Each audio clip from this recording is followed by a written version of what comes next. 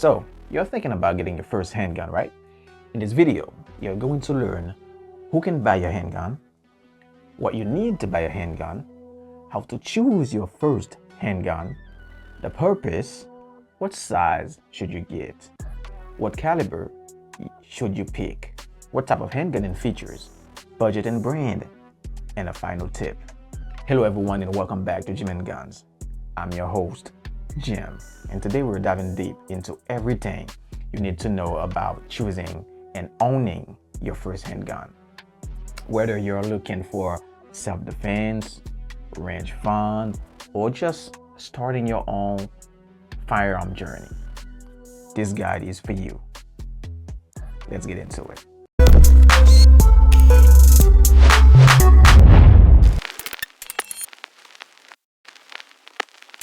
What to do before you can buy your firearm. Let's start with the basics.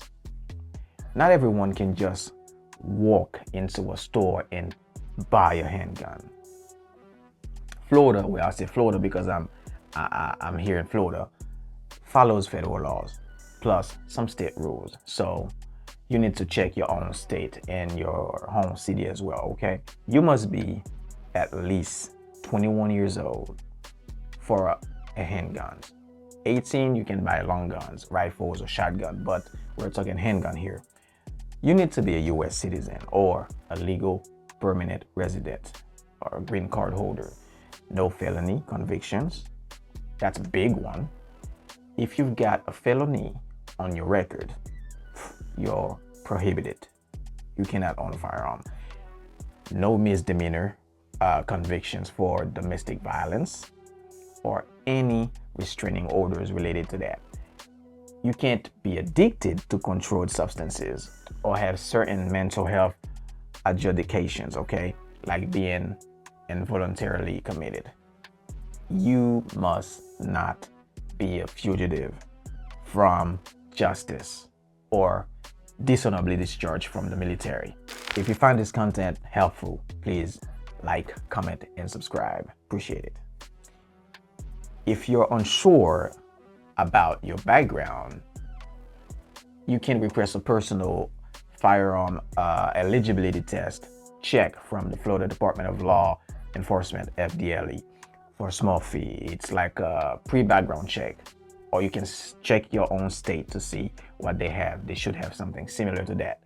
So now, let's assume that you can buy a firearm. What do you need to do before buying it? Florida is pretty straightforward.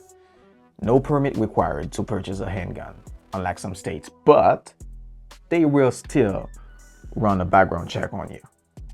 Again, check for your own state, okay? But it should be almost the same in every state, almost. That's why you should always check your own state. But here's a step-by-step prep. Research and educate yourself. Take a basic firearm safety course. Even though it's not mandatory for purchase, it's a smart move. Look for NRA basic pistol courses or local range classes. They cost around $50 to $100 and teach handling safety and laws. Second, get your ID ready. You will need a valid government issued photo ID like a driver's license, state ID, okay? Proving residency. If you're military stationed in Florida, that counts too. Check your specific state. I cannot stress that enough. Now let's talk about budget for the buy. Handguns start at $200 to $300 for budget models, but expect $400 to $700 for a reliable first one, okay? Factor in ammos, $20 to $50 per box, or a holster, $30 to $100, and sales tax. It's worth noting that some firearms comes with a holster included. Might not be the best, but sure is something. Now it's time to find a licensed dealer. Buy from a federal firearms licensee, okay? FFL, gun store, pawn shop, or online, but they will ship it to an FFL for transfer. And here in Florida, private sales are allowed and without a background check. For handgun, make sure you check your specific state again when it comes to private sales. Now, I strongly recommend you go to an FFL for safety and legality. And now for the background check. At the store, you will fill out the ATF form 4473. The dealer runs an instant check through the National Instant Criminal Background Check System, the NICS. It usually takes minutes, but also could be delayed up to 3 days, 3 business days actually. If you're denied, you can appeal through the FDLE I just mentioned earlier. And a pro tip, if you're planning to carry concealed, start with the process for a Florida concealed carry license. Oh, no waiting period for handguns in Florida now. Since 2023, the constitutional carry law has passed, but always double check the fdacs.gov for updates. And if you don't meet these requirements I mentioned, don't try. It's a federal crime. Now, onto section number 2. Choosing your first handgun can feel overwhelming with all the options, but let's break it down step by step. Focus on your needs, not hype. Step 1. Find your purpose. Self-defense. Go for compact or subcompact, reliable models, easy to conceal. For target shooting or fun at the range, larger full size for better accuracy and less recoil. For home defense, I would say also full size or a long gun with good capacity. Avoid tiny pocket pistols as your first. I know it's tempting, but they are harder to shoot accurately. Step 2. Consider size and fit. Full size, great for beginners. Stable, holds 17 plus 15 to 17 rounds. Easier to conceal, easier to control recoil as well.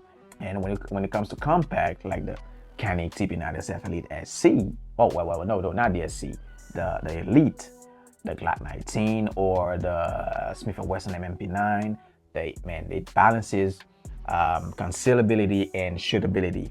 And when it comes to subcompact, like the Ruger LCP, the Sig P365, the Canik Mate MC9, super small and deep concealment, but more recoil and harder to for newbies, okay? You have to keep that in mind. And please, test the grips at the store or rental range. Your hand should wrap comfortably around the grip without straining. Think Goldilocks fit. Women or smaller hands, look for a slimmer grip like the Sig P365, the Mate, or the MMP Shield 2.0. Step number 3, pick a caliber. Start with 9mm. It's the gold standard for beginners. It's the gold standard, period. Affordable and low recoil, like 20 to 30 cents per round, and high capacity, effective for defense. Avoid 40 Smith & Wesson or 45 ACP as first timers. More recoil, pricier ammo. 380 ACP is okay for tiny guns, but less powerful. 22 long rifle is fun for practice, but not ideal for defense. And step 4, action type and features. Semi-auto pistol, most common, reliable, like Glocks, Beretta, Canik, Sig. Easier for beginners than revolvers. Stay away from revolvers.